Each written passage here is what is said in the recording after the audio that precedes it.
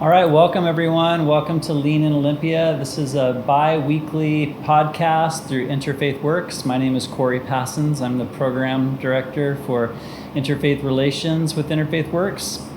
Interfaith Works is a regional nonprofit. We are a coalition of 30 plus spiritual and faith communities and affiliated organizations. We're also the region's largest social service provider to adults, vulnerable adults experiencing homelessness in the area. And you can check out our work at iwshelter.org and interfaith-works.org. This is Lean in Olympia. Past episodes can be found on our website. We have a YouTube channel as well. And I'm very excited today to welcome two guests, Sister Anna Camille Wooden and Jan Vleck. Welcome. Thank you. Good to be here. Thanks for making time to be here today. We're here today because we're getting ready. Interfaith Works is getting ready to have an event on July 20th. That's next Wednesday at 7 p.m. at the Olympia Film Society right here in downtown Olympia. It's a screening of the documentary Mission Joy, Finding Happiness in Troubled Times. This documentary is from 2021, and it celebrates the interfaith friendship between His Holiness the Dalai Lama and the late Archbishop Desmond Tutu. It also explores some of the prevailing neuroscience about gratitude and joy, and it's just a deeply beautiful, touching film. I'm really excited to have this be shown next Wednesday, July 20th, and you're all invited. Doors at 6:30. Donation of $10 is suggested, but no one will be turned away for lack of donation funds. And following the film, which is about an hour and 30 minutes, we'll have a live panel with two persons, one of which is Sister Anna Camille Wooden, and the other person is Jamyang Soltram. And Jen, are we getting the last name from Jamyang right for Soltram? Yeah, okay, thanks. And Jan is a member of the Nalanda Buddhist Institute, of which Jamyang is the founder and teacher. And so we'll talk about those two communities here in a little bit. So one of the things about the film that I think is really important to note is that it focuses on relationships, and we'll come back to this later in our time today too. But it really prioritizes relationships over structured beliefs or dogmas or systems of practices. It focuses on relationships and how these individuals, the Dalai Lama and Archbishop Tutu, understand their faiths and how they appreciate each other's faiths through their stories about who they are. So I thought we could start there today, and we could get to know both of you, and then we can get to know more about your communities that you're here representing, and then we'll talk about the film. So we'll begin with you, Sister Anna Camille. Okay. Welcome. Thank you. Where are you from? Actually, Olympia.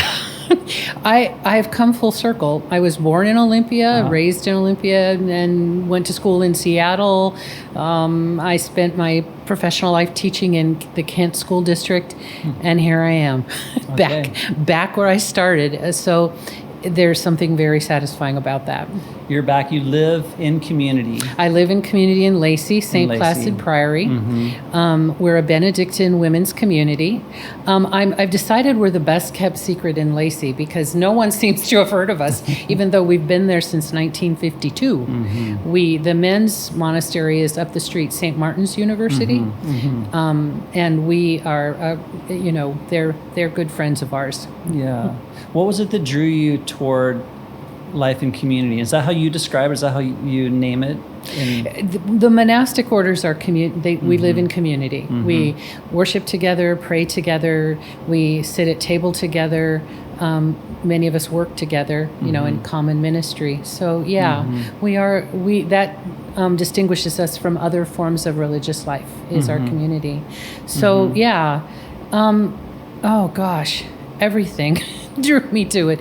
And because I believe you can't get close to God apart from the people so relationships is all about that. You can't get close to God without relationships, without people around you, without a community to reflect back to you who you are, what you're doing. So What's one aspect of life and community that you deeply value or that you would name as significant that's to you? easy. Prayer.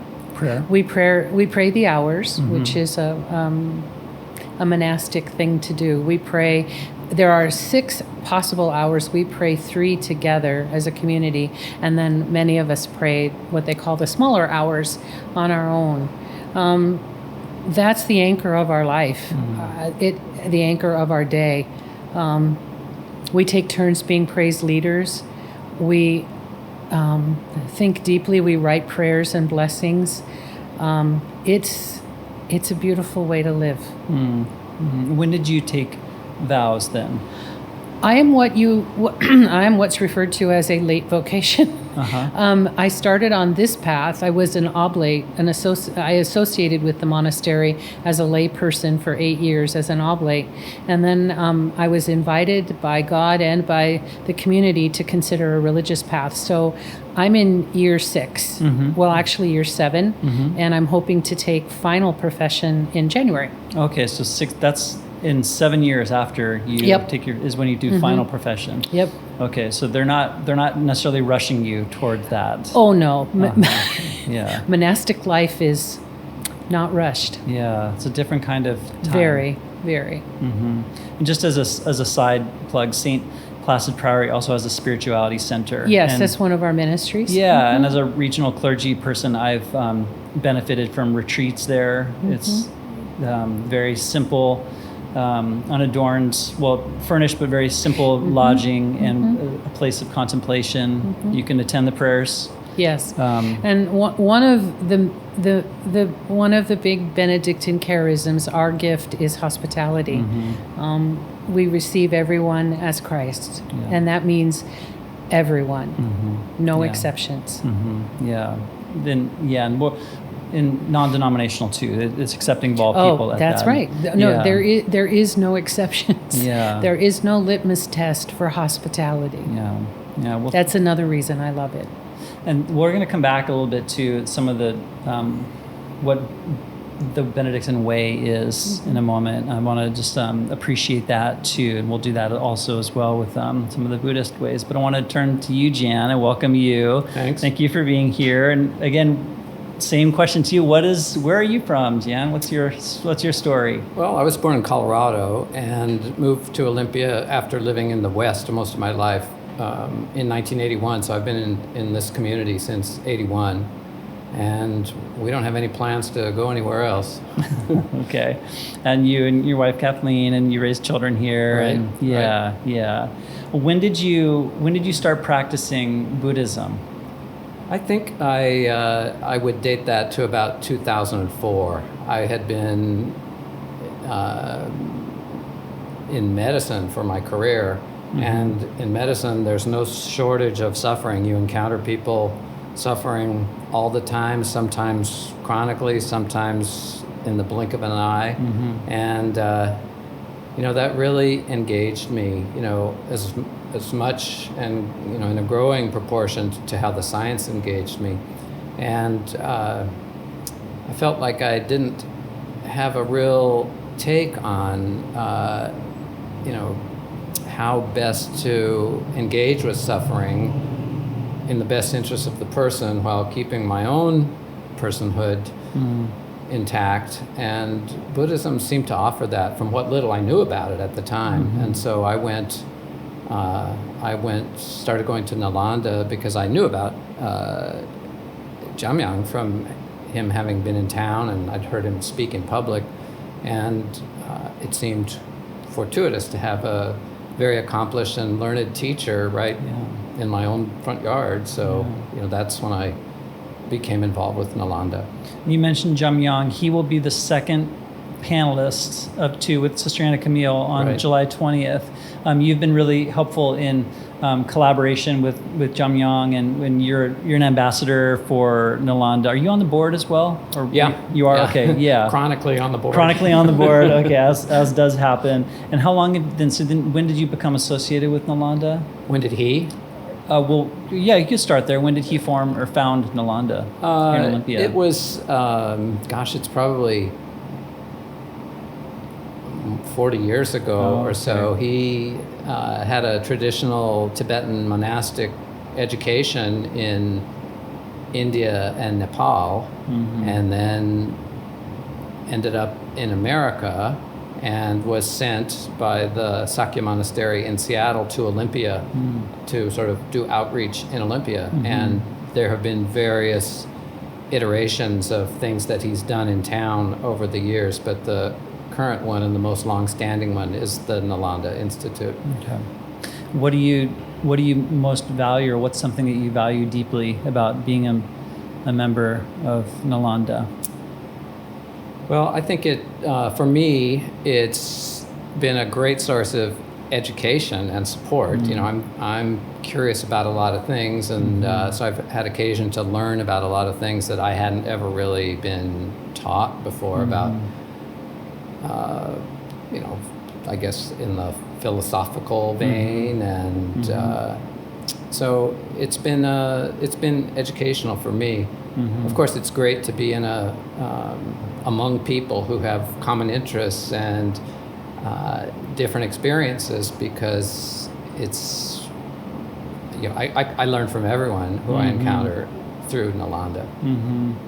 Thank you. Yeah, well, let's thank you both for sharing parts of your story. There's so much more I know that we could explore with each. We could spend 2 hours each on, but I want to appreciate the communities that we've started to talk about. And we'll turn back to you, Sister Anna Camille. You are a Benedictine, but I was curious, do you all refer to yourselves as nuns, sisters? What's the way that you refer to yourself? Okay, we're going to need 2 hours. Okay. No, Because it's quite a story. Okay. In the men's communities, father would be monks who've become priests, and then if the monks aren't a priest, they're brothers. But we don't call sisters mothers. So we call ourselves sisters, not technically nuns, although if people call us nuns, we don't mind, but we're sisters, sister monks. And again, beyond that, I'd need 2 hours. Okay, that's great, because I do actually want to pull a little quote from St. Martin's Abbey, and they refer to themselves as the monks of St. Martin's Abbey. And this quote that I want to talk about is about Benedictine vows, and this is something I learned about as I visited the Spirituality Center. And the 3 vows are stability, fidelity to the monastic way of life, and obedience. And I just wanted to read something about this first word, stability, and I just think that it really connects to this Mission Joy film. And again, this is from St. Martin's. It says that stability means that the monk or the sister. Yeah, sister is fine, yeah. Sister. Stability means that the sister pledges lifelong commitment to a particular community. It goes on to say, to limit oneself voluntarily to one place with one group of people for the rest of one's life makes a powerful statement. Contentment and fulfillment do not exist in constant change. True happiness cannot necessarily be found anywhere other than in this place and this time, which is a very Buddhist, Buddhist statement. I'll read it one more time. Contentment and fulfillment do not exist in constant change. True happiness cannot necessarily be found anywhere other than in this place and this time. So you can go with this wherever you'd like, but I just thought I'd open up to how you understand the Benedictine vows, the culture, the way of life as you experience it. Oh, wow. All right, we'll start with stability. And yes, we make a promise of stability. And it's not it can happen that a sister needs to go to another monastery for any number of reasons. But when you make your promise, your intention is to stay. Like in a marriage. You don't say, I'm married, but I'm still looking. You know, I mean, that would be weird. And so when we make our promise, our intention is to stay. And fidelity to the monastic way, we've sort of, because our oblates, the lay people who associate with us make similar promises. For them, and I think we think of it now as conversion of heart, which happens every day. We continue to turn toward God. We continue to walk this path And it's a path of subtraction.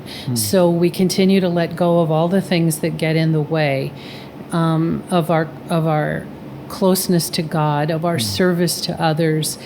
And it's a constant process. Benedict said, always we begin again. And I don't know how many times I say that. I mean, I'm beginning again. I'm beginning again. And so that one, we live by the monastic way, but our oblates obviously have their lives, their jobs, their families. So we all make a promise to conversion of heart. We're never done. It's never a one and done. Again, like a marriage, it's not like, well, I made my vows, I'm done working on this, I'm going to go on to something else. It's a constant, every day, every moment. And then obedience, which is the one that a lot of folks get real. Obedience is a very fraught word in our culture, but Benedictines are very at peace with it because we understand what it means. It doesn't mean submission. It means I am ready to listen and then to act. It comes from the Latin word, not just to hear, but to be ready to do something. And our obedience is to God first. We pledge obedience to our superior, our prioress. But the trust is that she's always acting in our good interests and our community's good interest. And we pledge obedience to each other. That is, I will listen to you. And if you need something, I'm going to do my best to see that you have it. So it's obedience born of love, not of fear or submission or some sort of legal binding. It's love. And that's okay. Yeah. It's in many ways like the path of subtraction. And as you're talking about obedience, so many of these they're very countercultural. And the film also explores how some of the fundamental wisdom of the traditions as we see it in the lives of Desmond Tutu and His Holiness the Dalai Lama, it goes against popular ways of being or normal ways of being, normative culture. And just saying something about the Buddhism, this is what I love. When you get past the dogma and the theology, you get to the truth, and that truth binds us all. It's if you could pick a saying of a mystic from any of the traditions, and they all have them, and read it to me, and I probably wouldn't be able to tell you which tradition it came from because, I believe that. That's what binds us, and they're a great example of what that looks like when you've gotten past all the rhetoric to the truth of who we are. And love it. Thank you. Corey, I would say while you were speaking, Sister Anna Camille, I was sort of mentally translating everything you said into Buddhist language. We use different words like equanimity but I could endorse everything you said, and it was like, oh yeah, this is I could I could give the same speech that you just gave, and basically, the like you say, the organization is different and the terms are different, but the fundamental concepts about stability, peace of mind, living in the present moment, equanimity, they're all there in Buddhism as well. Yeah.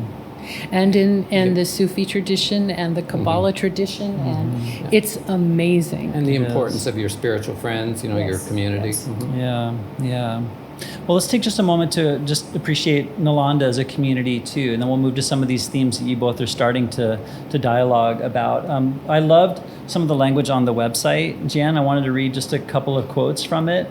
The Nalanda Institute is committed to inner development and actualization of the powerful human qualities of wisdom and skillful means. Maybe that's a phrase you could come back to for us through Buddhist academic studies and meditative practices. What I love, though, is this next phrase. It talks about, in essence, our objectives are to be in touch with reality and to live accordingly in our daily lives, to develop individual awareness, to engage in altruistic social activities, and to protect the well-being of all sentient beings, especially those close to us. Now, that phrase, there's no specific designation in there of a Buddhist singularity or of Tibetan Buddhist particularity. It's focused on this wisdom of right living. Yeah, I would say that universality. You noticed it said sentient beings. It didn't say humans. It said sentient beings. So there's this idea that that all beings have stature and should in one's life and consideration. The idea of balancing wisdom and compassion is really central to Buddhism, I think, because if you have all wisdom but never act with compassion, then that's not very useful. And if you just spew compassion without really being wise about how you're using your resources, the circumstance of the person or being that you're trying to maybe be helpful to, you can go very far wrong in either direction. So trying to balance those and achieve a middle way is really, I think, critical to most Buddhist philosophy. In Buddhism, there are monks and nuns as well. Those are the words that we would use in English. And so again, there's that parallelism between some people who are able and willing and promised basically to live their lives according to certain avowed principles of getting along, and then there are others who are out in the hurly-burly of the world where maybe stability is the last thing that some people can hope to attain just because of the circumstances of their life and the chaos of the society and technology and politics and money and all those things that disturb people. So it's I'm personally comfortable if people think of Buddhism as a religion, but I think you can be a very good Buddhist without considering it in that way. People think of it as a philosophy or a way of life. Yeah, I've definitely heard that expressed in various ways that people describe the tradition. Wanted to pick up on something you were talking about, the Jan, and have you both respond to it. You were both starting the dialogue about some of the wisdoms that are innate in the traditions. Yet I think there's a value, and we see it expressed in the film. There's a value that we see in the lives of Tutu and of the Dalai Lama of being rooted in a tradition as well. They express stability. They express and model a commitment to a particular tradition, and from that tradition, they're able to be free with a universal love for each other. Clearly, they love each other, but also for the people they encounter. So I was wondering if you could both speak to that before we move to talking about the film a little bit, about the value of exploring or being attached to or working within a tradition. Well, unlike Christianity in Western society, Buddhism is a relatively recent arrival on the Western philosophical scene, and so there are probably, I have no idea of the statistics, but there are probably far many more Buddhists in America who didn't grow up as Buddhists or in a Buddhist household than there are people who did. I could be way wrong on that. I don't know. So for many, I think American Buddhists in particular, it's something that they've come to at a sort of discerning point in their life and chosen to learn more about it as they go along.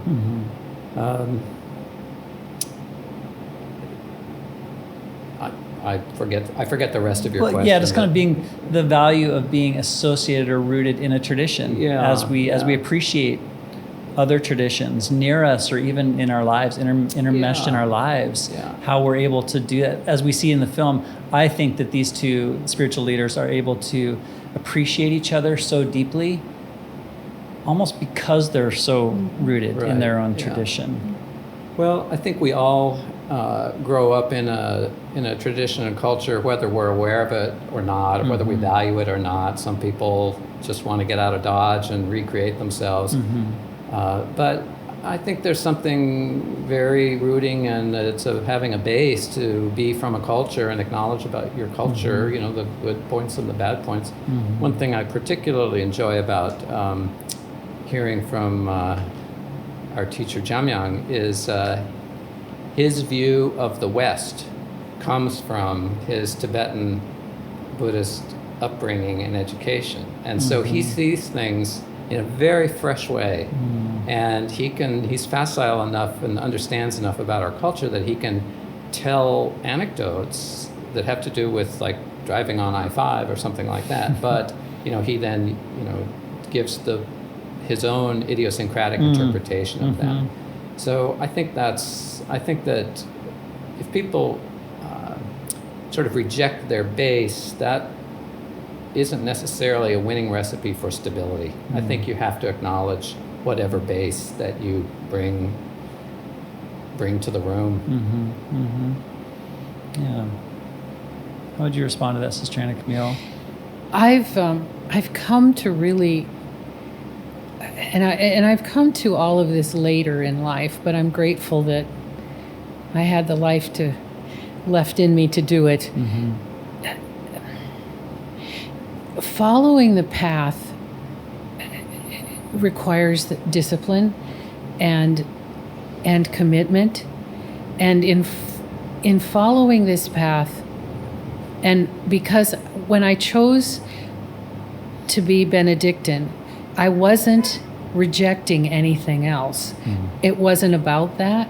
It was about saying, this is what is calling to me. And I love the balance, because Benedictines are all about balance. We're not ascetics. We're about balance. And I believe that having a path, that ours is over 1,500 years old. You have a wealth of wisdom to draw on. You have people who are your community, both our sisters, my sisters, as well as our oblates and people who associate with us. We have a community of like-minded people, as Jan was saying, how important that is. There's no way, I don't think, to find the riches of a tradition without following its path. And again, I know I've used this analogy before, but it just seems so relevant to me, the idea of a marriage. The treasures of committed relationships, whether they be marriages or however they come about, it can't be gathered if you're jumping around from one thing to another, from one person to another, from one situation to another. You have to trust. You see things. You learn how to be resilient through the parts that are hard. And things begin to flourish. And in Scripture, there's one of Jesus' teaching is that praying in secret, which is in quiet, contemplative secret, you'll be rewarded in secret. And it always troubled me. It's like, well, I don't want a reward, because I was thinking reward, but actually the Aramaic word means flourish. And so that's what I believe following a path allows us to do, to flourish. If we find our path. And believe me, there are days, and all the monastic literature has said this, where you wake up going, okay, this is it. I'm out of here. I can't do this for another day. And then you look in the mirror and you say, okay, today I'll stay. And I feel in 6 years, I've become more who I really am than I did in the last 40 before that. And it's because I follow the path, because of the discipline. And it isn't because my path is better than anyone else's. That's a completely irrelevant consideration. It's about what we're called. And that's all that matters. And so I think the path allows you to flourish. I appreciate you naming how the path, when it's committed to, is not always a place of ease. No. As well. And no, it's not. No, yeah. Because it does involve people, you understand. It involves people, yeah, right. I was going to say, you didn't seem to need to fake it when you said, this is the last day. This is it. Yeah, this I'm is it. done. And that's a great segue into the film. I'd like to pull out a couple of themes from the film, and then as we've done here today, you guys can respond using your story and reflections on how you walk in your tradition or with your community. And the first area I wanted to pull out actually is related to what you were talking about, when things get hard. and it's suffering. And each of these leaders, Archbishop Tutu and Dalai Lama, they spend time in the film talking about their own personal stories, and there's some rough stuff that they share. Both of these leaders, they have suffered immensely, and they've borne witness to at proximate, deep suffering of their people, and they share about that in the film. And then they reflect on what suffering is, and they say some of the most amazing things. Archbishop Tutu says, it is possible that suffering is needed to move us toward being more magnanimous. And then the Dalai Lama says, this one I was watching it, I had to go back and watch this a couple of times. He says that suffering is an opportunity. It's an opportunity, and it makes us appreciate more deeply. It makes us appreciate joy more deeply. I just thought these were incredible reflections, and they had so many intersecting ideas behind them. And just how do you hear that, Jan, when you hear Archbishop Tutu say that it's possible suffering is needed? He used the word needed to make us more magnanimous. Well, I think people might react against that if you interpret it as saying, oh, we need suffering in the world, so let's make more of it. Okay. That's not, I think, what he's saying at all. He's saying that we're all imperfect humans. Sometimes we don't automatically orient in the direction that we'd be proudest or that we'd flourish the most from. And suffering, whether it's our own or suffering we observe in others, is a little reminder that we have a choice to make at that time, how we're going to respond to that, how we're going to have it affect us. And I think in Buddhism, the first noble truth, as it's called, is the reality of suffering. We don't have to make more suffering. There's plenty of suffering to go around for all beings in the world. And so no matter who you are, whether the Dalai Lama, Archbishop Tutu, or anyone, you're going to encounter suffering in your personal world. You're going to observe it in those around you, and you're going to, suffer yourself by encountering that and dealing with it. And then even when you encounter pleasant things, if you're thoughtful, you realize that they're not going to last either. And you're going to be continuously parting from things that are pleasant to you, that you like, your family, relationships, your job, the beautiful weather, things are going to come and they're going to go. And you need to have that stability or equanimity to not let that get you too far down. And like you say, you may at one moment express the idea of this is my last day. And in fact, actually that's one of the valuable teachings I've gotten from Jamyang, is the utility of adding that phrase, at this moment, when you're thinking something. Because your thoughts aren't permanent, your thoughts aren't you.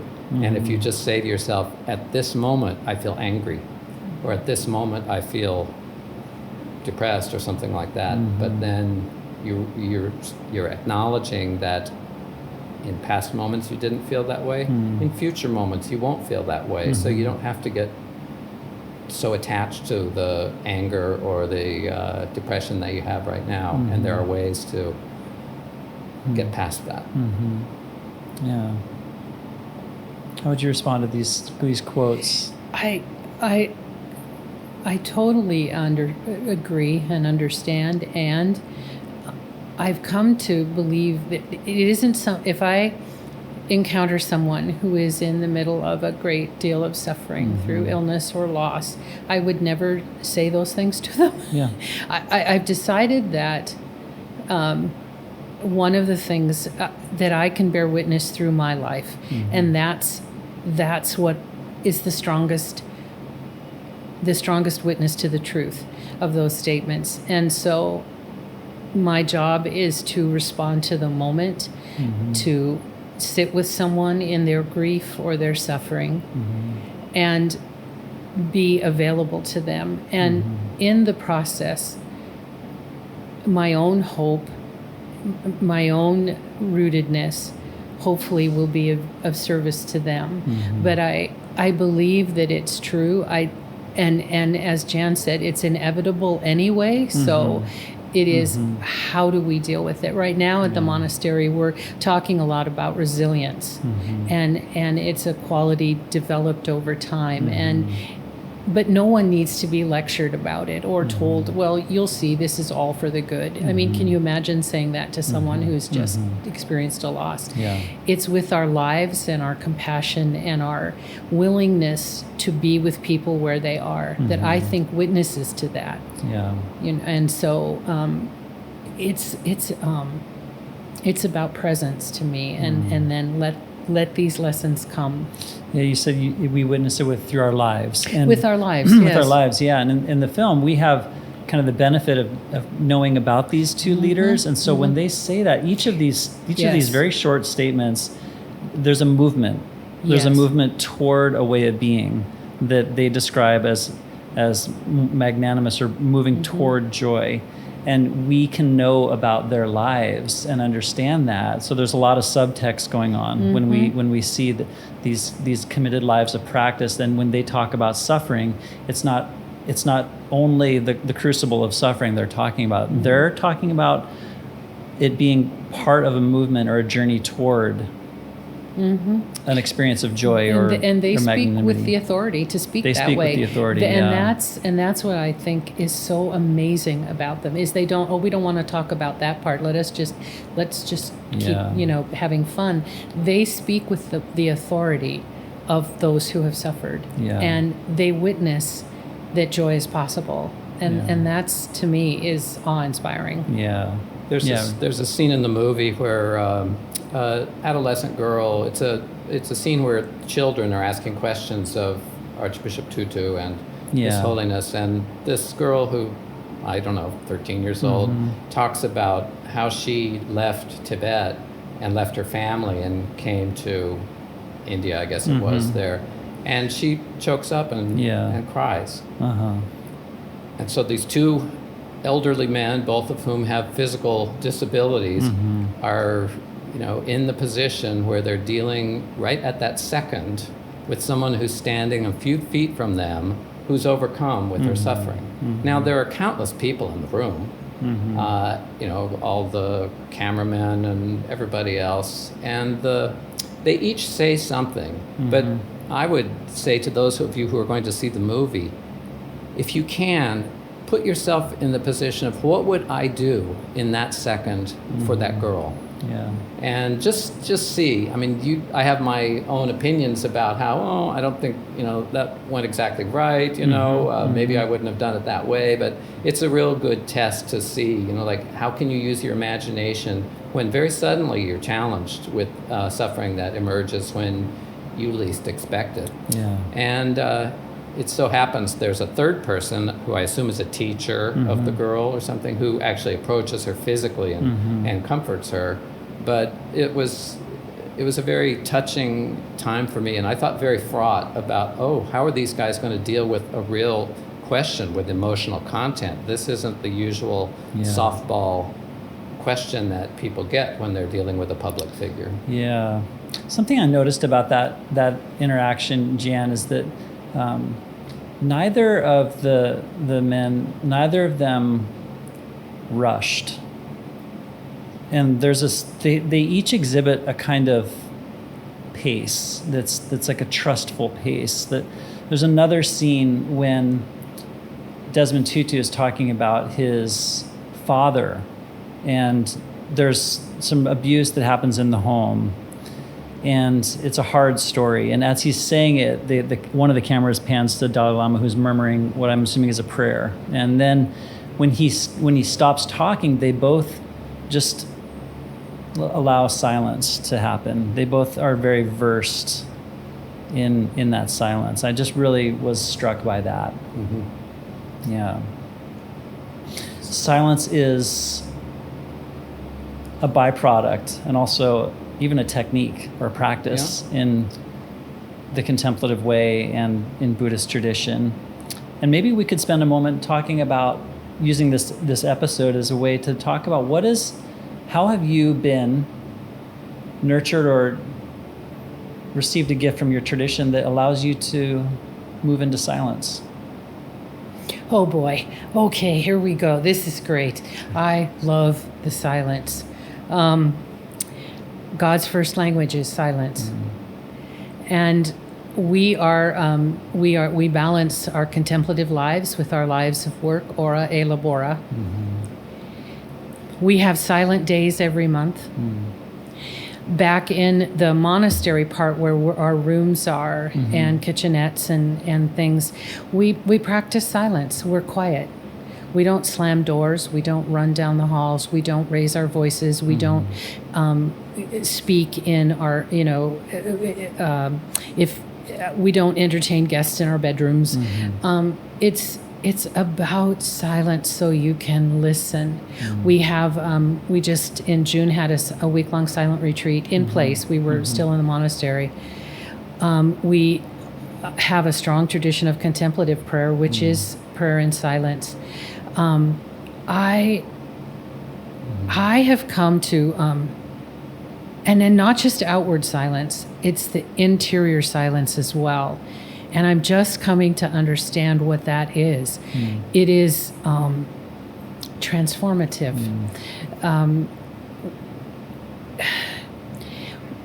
Benedict was all about quiet silence, not raucous behavior. Joy, yes, sober joy, but not loudness. And there's a stillness that always can go deeper. And that's what I discovered in the monastery, even when I was just a retreatant and an oblate, and that the silence there is deeper. And there's always a new level of silence to discover.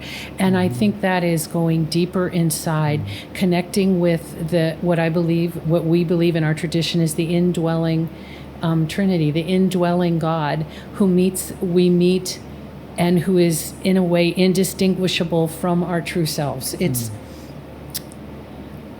And silence, I believe, and it doesn't mean silence replaces other kinds of prayer. It absolutely does not. But I don't know how I could exist now without these long stretches of silence. And after Compline in the evening, for monasteries that pray Compline, but we also observe there is a silence. We joke about monastery midnight, which is 8 o'clock, and everything shuts down. It's like we're done. And it's called the Great Silence until the following morning. So the contemplative prayer allows us to listen instead of just talking, to listen and to be still. And out of that, I truly believe flows the love, the compassion, the desire to serve. They're not separate. They're not something I personally manufacture. It comes out of that silence and that indwelling. It's an amazing, it's truly, it gives life joy. There's a strong, at least in the Tibetan Buddhist tradition that I'm familiar with, there's also a strong component of silent retreat, and when you mentioned in the scene in the movie when both of the stars were silent initially in those moments, I think that they've probably both learned from experience that their responses are improved by taking a minute to notice and take in the situation and be aware of it in a bigger sense than just feeling like you have to fix the problem right now, that you know the best answer, and if the other person would just listen to you, then their problems would be solved. So I think this separating yourself from the situation is a very valuable thing in terms of staying out of trouble and not making things worse. And it helps protect yourself a little bit so that you can be a better helper if your help is in order. Yeah. So Yeah. I'm a fan of silence. I do a lot of solitary activities which involve, well, if you're solitary, it's pretty easy to be silent for 4, 6, 8, 12 hours, whatever. Yeah, yeah. Well, I want to just focus on one other aspect from the film, and then we'll begin to conclude today. And these are some reflections from the Dalai Lama and Archbishop Tutu about human nature. And I struggled in this. Maybe it's this particular moment we're in, and maybe I'm watching too much news. But in either way, they say, Archbishop begins by saying, we are wired to be compassionate, to be caring. So we are wired to be compassionate, to be caring. And Dalai Lama says that basic human nature is good. And I don't present these as statements that you need to support or defend, but I just wanted to note the congruity between these two statements. And I want to believe, and I do, I think at some level, but I also struggle. I'm in a both and right now. And I just wanted to ask how you encounter these perspectives from these two spiritual leaders. Jen, would you maybe like to start? Well, I would use the example of having, if we've all had the experience of looking at an infant or a small child laughing at peekaboo or some little thing like that, or a second later crying and disconsolate. And we realize when we see that we feel happy inside when the baby's happy, and we immediately want to offer compassion when the baby is suffering, even though we in our wisdom know, or in our exalted view, know that whatever upset the baby is really not that big of a problem. But it invokes our compassion. So I think there's really something to that, that I would say in general, I do believe that we are wired towards compassion and loving kindness. And so I would agree with them. Notice I said in general, because it's hard to make hard and fast statements about anything that you can't find an exception to. So, but I agree. And I think that if people put themselves intentionally into the position where they're looking for those moments of shared happiness, when you can observe people at a picnic in the park, or you can observe two people walking on the street in conversation, or a dog being petted or whatever, and you can really notice the happiness of those little moments, even though they're so mundane. And if you can imagine that the person on the street who's acting strangely is suffering, and how you can't even begin to understand the roots of all of that suffering, but it doesn't disqualify the person from your compassion and love. I think that's, so we all have that opportunity every day. We don't all interact with babies every day, but the babies are a good example. And if we can just see that babiness in all of those around us, I think it's a help. Thank you. Yeah. Our tradition would totally agree with both of them, and the problem is the challenge is you can call it what you like. It's been called the false self or the shadow self, and because as humans we have these needs, and so we find all these ways to get. And this is from one of the contemplative traditions that I practice is centering prayer, and so.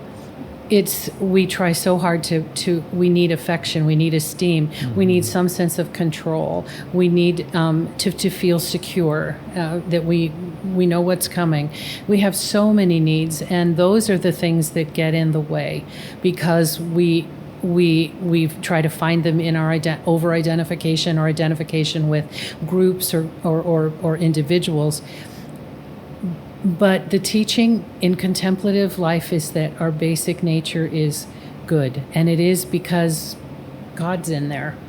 And you can see people who aren't really listening very much there, but it doesn't change that our essential nature is one of goodness. And having said that, I understand why that can be hard, especially these days. Yeah.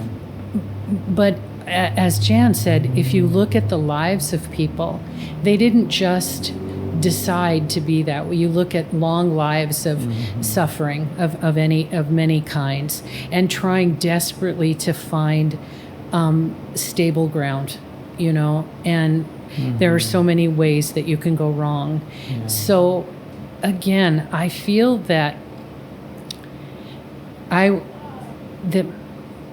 my life should be a witness, that people can say, how can she do that?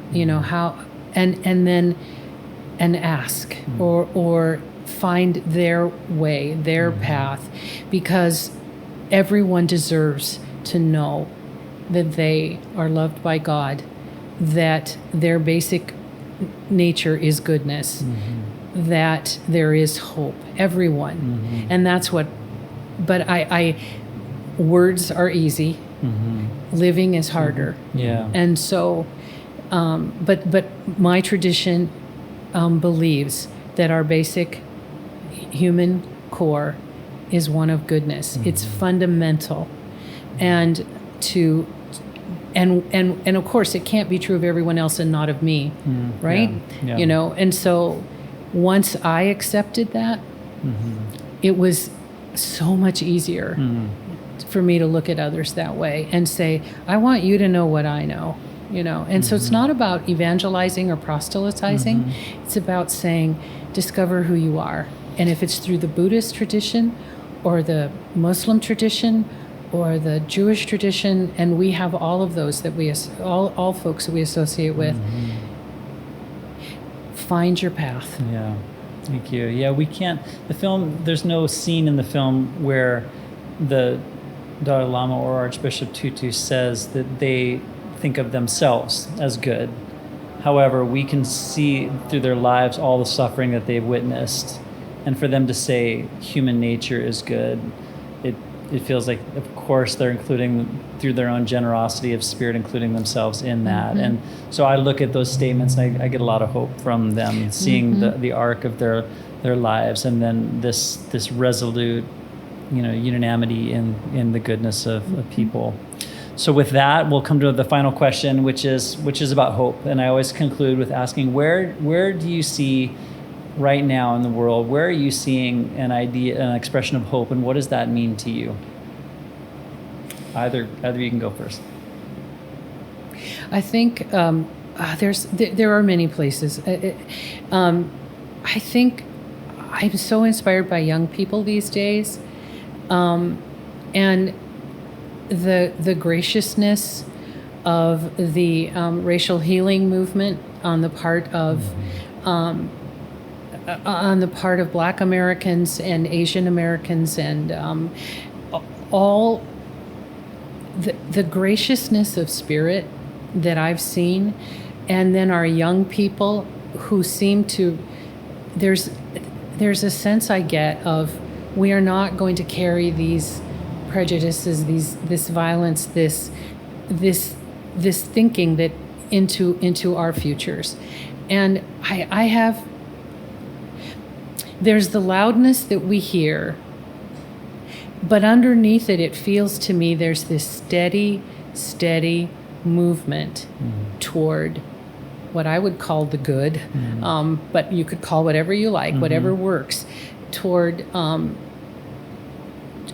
the reconciliation and unity, recognizing our basic humanity and what binds us. And I know that was sort of general, but I really feel it. It's underneath sometimes. It's not in the headlines. But I see it everywhere. And we do see acts of goodness and kindness every day. So I'm not ready to give up yet. Thank you. Well, I struggle with that a little bit, because living in the world, I too see a lot of things that I fret about. But one that I think has a bright lining to it that gives me hope for the future is the very availability of media and travel and it's so easy now for people to encounter another perspective by meeting someone from another country, another background, another culture. And every time that happens, I think it strengthens the idea of a common humanity. And I think that, sure, there's backsliding, nations go to war, et cetera, but I think we have a little bit more of an idea of what we share when we encounter other cultures, other languages, other worldviews, etc. So I think that in the long run, that's, I hope, going to be beneficial. Thank you. Well, thanks to both of you for being here today. And again, Jan Vleck, thank you for being here with Nalanda Buddhist Institute. And you've been very helpful in helping this happen with Jamyang, who's the founder and leader of the Nalanda Institute, who will be the second panelist following the film on July 20th. And then Sister Anna Camille Wooden, thank you for being here. You'll join us again next Wednesday. And again, this is a film screening at the Olympia Film Society in downtown Olympia on Wednesday, July 20th at 6:30. Our doors, 7 o'clock is the film, and then the panel will follow very shortly after the film. And again, it's a $10 suggested donation benefit for Interfaith Works. And again, my name is Corey Passons with Interfaith Works. Thank you so much for being here today. This has been Lean in Olympia, and you can check out past episodes on our website, and just want to wish you all peace today. Thank you.